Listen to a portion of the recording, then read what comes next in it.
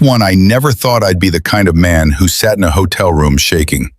Not from fear, not from cold, but from the specific feeling of looking at something that simply should not exist.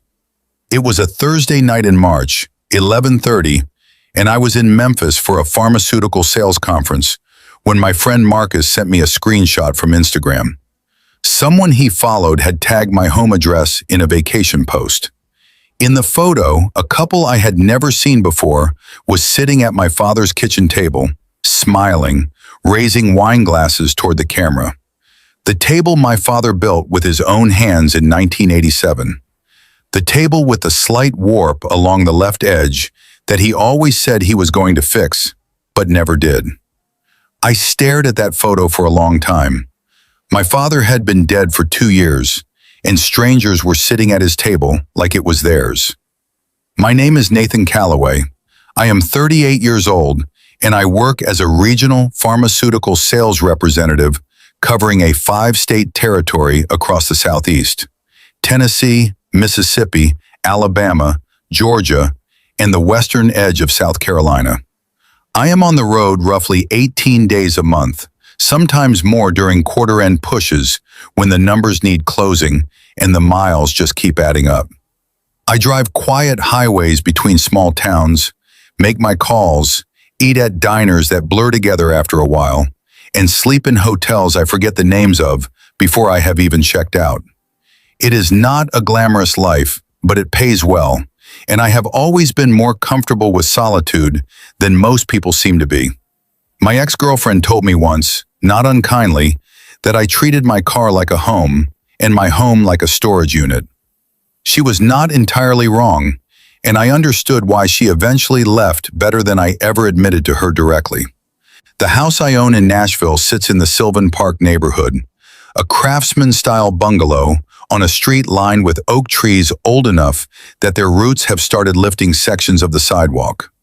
My father, Raymond Calloway, bought that lot in 1983 when it was a weed-covered piece of ground that nobody else wanted.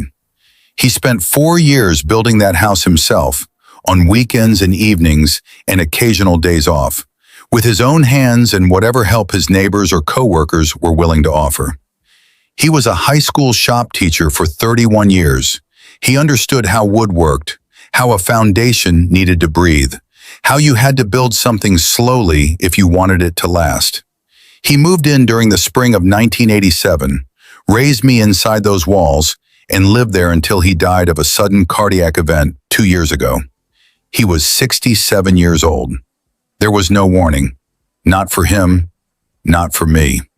I inherited the house. It was the only real thing he left behind, and it was worth more than anything I could ever buy for myself.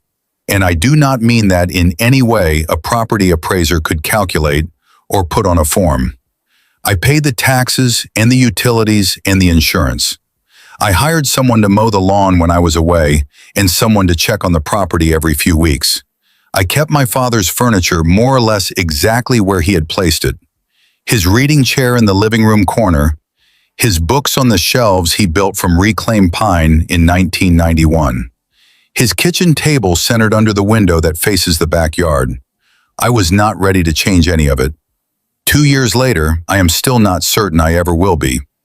That was my life up until the Thursday night in March when Marcus sent me a screenshot and everything I thought I understood about that house stopped being true. I called Marcus immediately. He told me the post had been up for 2 days. The account was public. The caption described a weekend getaway in Nashville, and the location was tagged to my street address. He had not thought much of it at first, had scrolled past it, almost kept going. Then something in the background caught his eye. He recognized the bookshelves along the living room wall. He had helped me carry those bookshelves from my father's garage to the house 6 months after the funeral, when I was finally ready to sort through some things, and he remembered exactly what they looked like. He texted me the moment he was sure. He sent the full screenshot along with the account handle. I sat on the edge of the hotel bed and looked at it and did not move for the better part of 15 minutes. My first instinct was to drive straight home. Memphis to Nashville is 3.5 hours on a clear night, closer to 4 depending on traffic near the interchange. I could have been there before 3 in the morning, but something cold and deliberate at the back of my mind overruled the raw feeling in my chest, and I made myself sit still and think through what I was actually looking at. The caption described a weekend stay. The post had been live for 2 days. This couple had been inside my father's house for at least 2 nights, comfortable enough to photograph the space and share it with their followers. This was not a break-in and not an accident. This was a stay, planned, coordinated, paid for. And then whoever had made it possible had done so without the slightest indication of concern about being caught. I got through the rest of the conference on about 4 hours of sleep, and the specific kind of focus that comes not from energy, but from controlled dread. I drove back to Nashville the following afternoon and did not go directly to the house. I parked 2 blocks away and walked up the opposite side of the street until I reached the corner beneath the largest oak, the one my father used to say was older than anyone in the neighborhood deserved to take credit for, and I stopped there and watched.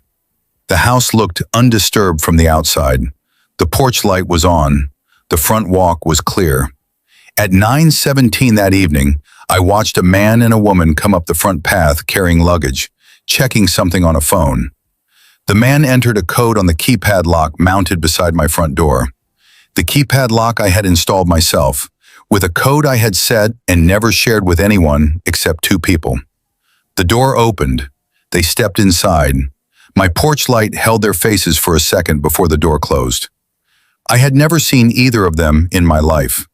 I came back the following afternoon after confirming through a remote monitoring app that the guests had checked out, and I let myself in through the back door with a physical key. I moved through my own house quietly, the way you move through a place when you genuinely do not know what you are going to find. The kitchen first. Dishes in the drying rack that were not mine. A bottle of olive oil on the counter in a brand I did not buy. A wine cork on the windowsill near the sink. Small pieces of someone else's temporary life resting on top of mine, the way a tent gets staked into ground that does not belong to it. And then I looked at the table, my father's table. There were rings on it, faint, pale circles from glasses set down without a coaster, on wood my father had sanded by hand and finished himself. Wood he had run his palm over every single morning for 30 years.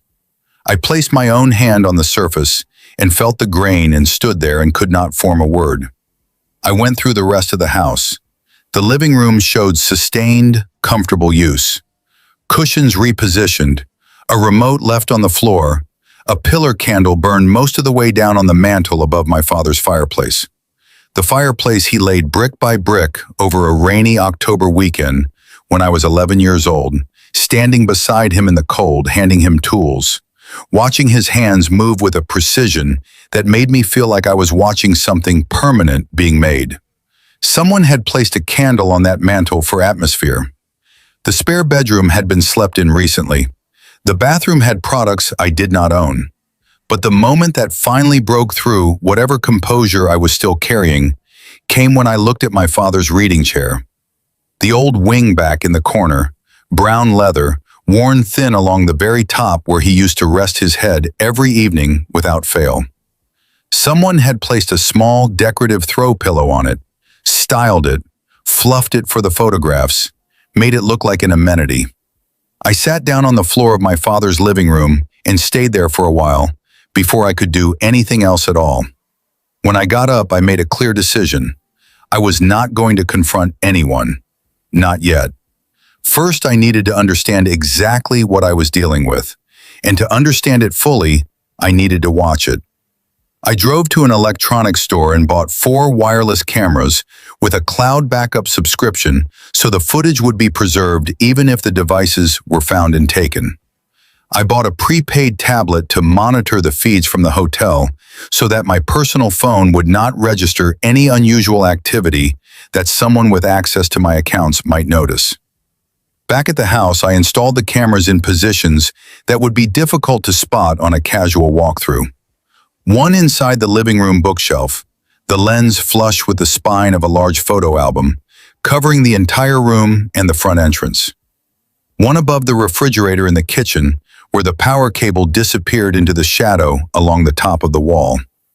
One under the front porch eave, tucked inside the hanging fern basket my father had planted years ago and that I had kept alive through nothing but stubbornness.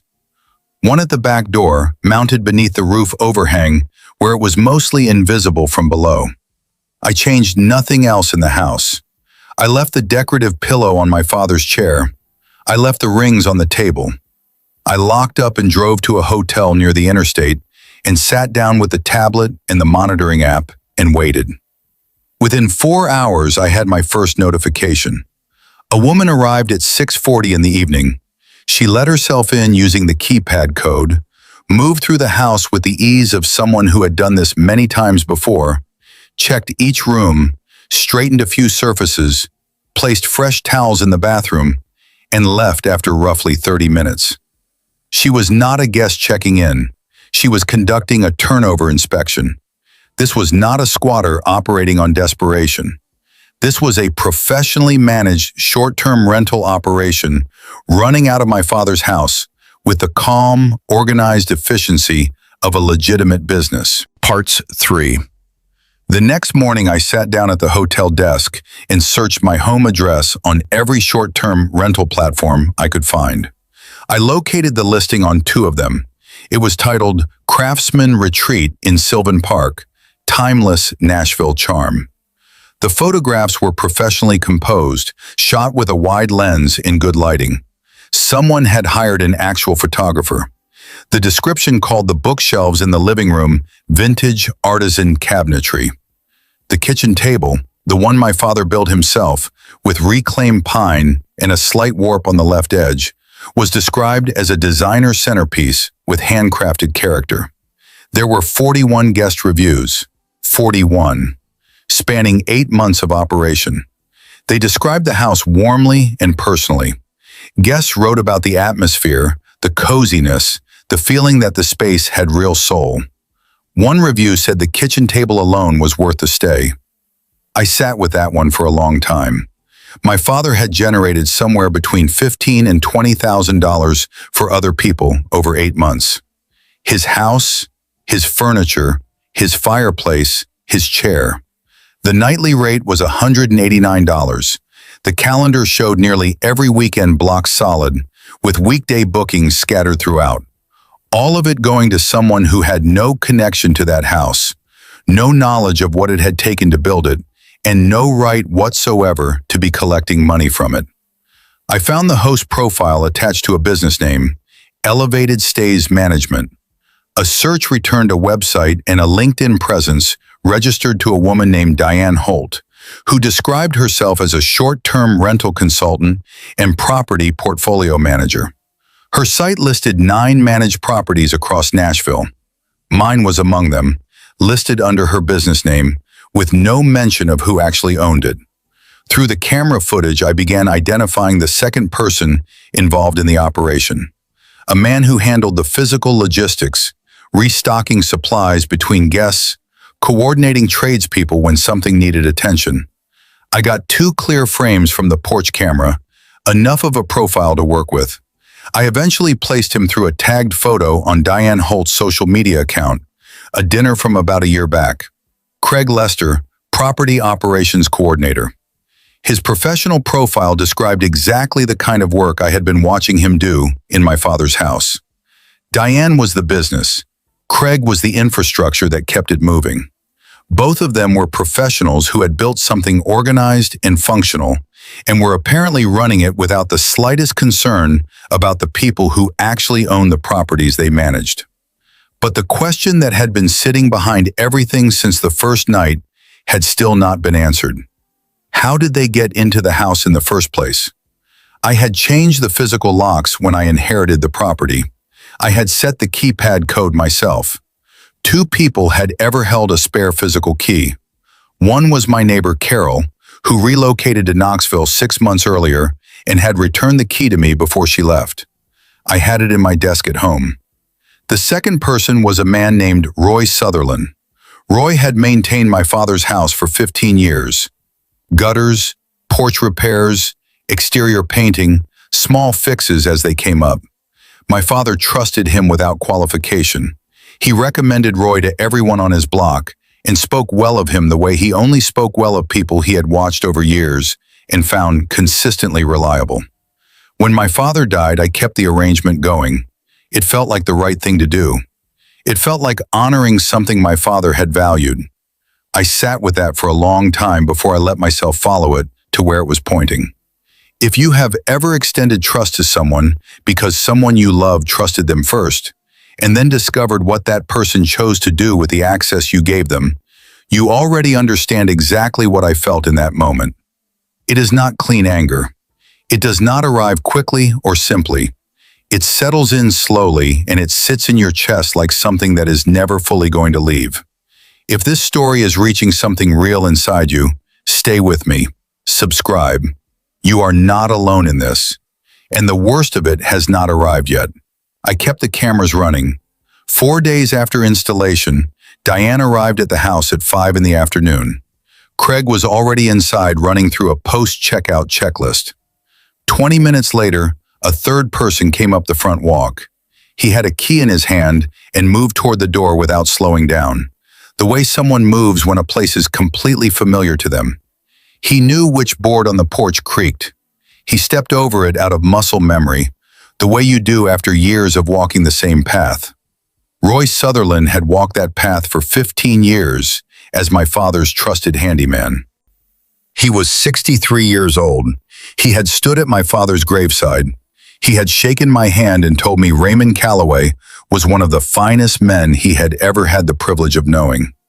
The three of them sat down together at my father's kitchen table. The camera above the refrigerator had a clear angle on the entire kitchen and enough audio sensitivity to capture the conversation. I watched them work through the next 4 weeks of bookings without any sense of urgency or concern. Diane mentioned a scheduling gap and a need for a cleaning crew. Craig worked through a short list of maintenance items. Then Roy mentioned that he had identified 2 new properties worth adding to the rotation. New clients of his, both of whom traveled regularly for work. He had access to their homes through active maintenance contracts. He knew their schedules. He was comfortable moving forward when Diane was ready. Diane said she was ready. There was a moment in that conversation, one I have replayed more times than I want to count, when Diane talked about my property specifically. She described it as their most consistently well-reviewed listing. She said it had good bones and real character. She said it as if she were describing a product she had sourced and developed, something she had found and improved and made profitable. She did not know whose bones those were. She did not know who had shaped that character, or what it had cost him, or how long it had taken. She did not know his name. Roy said nothing. He looked at the table and said nothing at all. That recording was everything I needed to walk into a police precinct and be taken seriously. The following Monday morning, I arrived at the Metro Nashville Police Department with a printed documentation folder, a USB drive containing 46 hours of recorded footage, a list of platform listing URLs, and estimated revenue figures I had compiled from booking calendar data, and a complete written account of every person I had identified and the method I had used to find them. The detective assigned to my case was named Renee Marsh. She was in her early 40s, precise and quiet in the way that people who have learned to listen well tend to be. She read through the material without interruption for about 20 minutes. Then she looked up and told me it was one of the more thoroughly self-documented residential fraud cases she had seen come through her division. She said the charges would likely include fraud, criminal trespass, theft of services, and conspiracy, with breach of trust applicable to Roy specifically, given the nature of his access and his role in facilitating the operation. She asked how many other properties Roy had mentioned. I told her 2 that I knew of, potentially more depending on how many maintenance clients he currently had. She pulled out a notepad. Over the following 2 weeks, Detective Marsh and her team obtained subpoenas for listing records tied to the elevated stays management account across both platforms. They cross-referenced the property addresses against Roy Sutherland's active client list. They found 6 additional addresses, 7 homes total, including mine. 6 other homeowners who traveled frequently for work. 6 other sets of spare keys Roy had collected through years of trusted maintenance relationships. Every one of those homeowners, when police contacted them, said they had trusted Roy Sutherland completely. Several had been relying on him for longer than I had. None of them had any idea. The sting was organized for a Saturday morning in April, time for a window when both Diane and Craig would be present inside the house during a guest turnover, with Roy on site to address a gutter repair Craig had flagged. I was standing across the street when Detective Marsh's team knocked on my father's front door. Craig opened it. He understood what was happening by the time the second officer stepped into view. Diane was in the kitchen. She walked to the living room doorway, registered the uniforms, and sat down on my father's couch quietly and without resistance, as though she had always known this moment was somewhere ahead of her and had simply accepted it at some point along the way. Roy was on a ladder at the side of the house. He heard the movement out front and climbed down and walked around to the porch. He stopped when he saw me standing on the other side of the street. We looked at each other for a moment. He began to say something. I turned and walked back to my car. Whatever he had been about to say, it was not something I was willing to receive. The trial came 7 months later. All 3 were charged. Diane and Craig faced fraud, criminal trespass, and theft by deception spanning all 7 properties. Roy faced the same charges alongside breach of trust and conspiracy.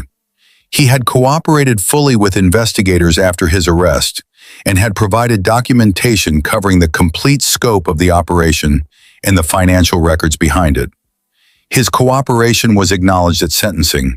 It did not change what he had chosen to do or how long he had been doing it. The jury heard the conversation recorded at my father's kitchen table. They heard Roy agree to deliver 2 more properties into the rotation while sitting on a chair my father had built and looking at shelves my father had assembled from lumber he salvaged himself. Roy's attorney argued that his participation had been marginal and his direct financial gain limited. The financial records placed his earnings from the operation at over $26,000 across 11 months and 7 properties. The argument did not land. Diane received 2 years in county jail, probation, and a permanent prohibition from operating any short-term rental or property management business in the state. Craig received 18 months. Roy, in recognition of his cooperation, received a suspended sentence and 3 years of supervised probation. All 3 were ordered to pay restitution divided across the 7 affected homeowners. My portion came to just under $11,000. It reflected the revenue the operation had generated from my father's house. It did not reflect anything else. I kept the house. For months between the arrest and the trial, I genuinely did not know whether I would be able to. Every room carried 2 things at once: my father's presence and the residue of strangers who had treated that presence as a feature in a rental listing. Marcus asked me once whether I was planning to sell. I told him I did not know yet. My therapist asked more carefully and gave me time to find the answer myself. The answer I arrived at was this: my father had built that house so I would have somewhere that held me. Leaving would be surrendering one more thing to people who had already taken enough. I changed the locks again. I replaced the keypad system entirely and set a new code I wrote down in one place and nowhere else. I had a monitored security system installed throughout the property. I did not replace the table or the chair or the bookshelves. They stayed where my father had placed them. About 2 months after the sentencing, I was going through the kitchen junk drawer during a weekend at home. The one full of old batteries and rubber bands and takeout menus from restaurants that had closed years ago. Near the back, pushed all the way to the rear corner, I found a small envelope, unsealed. My name on the outside in my father's handwriting. Inside was a single folded page, dated 3 years before he died. He wrote that if I was reading it, he was probably gone, and that I had the house now, and that he already knew I would take care of it right. He wrote that he had not built it to be an investment.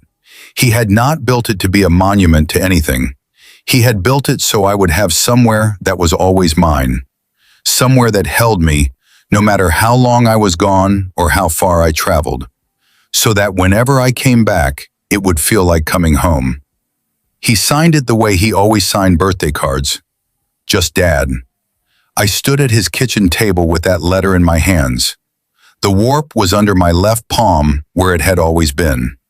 The faint rings from the stranger's wine glasses were still visible in the grain if you knew where to look. 41 guests had sat at this table and written warmly about its handcrafted character. They had photographed it. They had recommended it. Not one of them had known what they were sitting inside. My father built this house so I would always have somewhere that held me.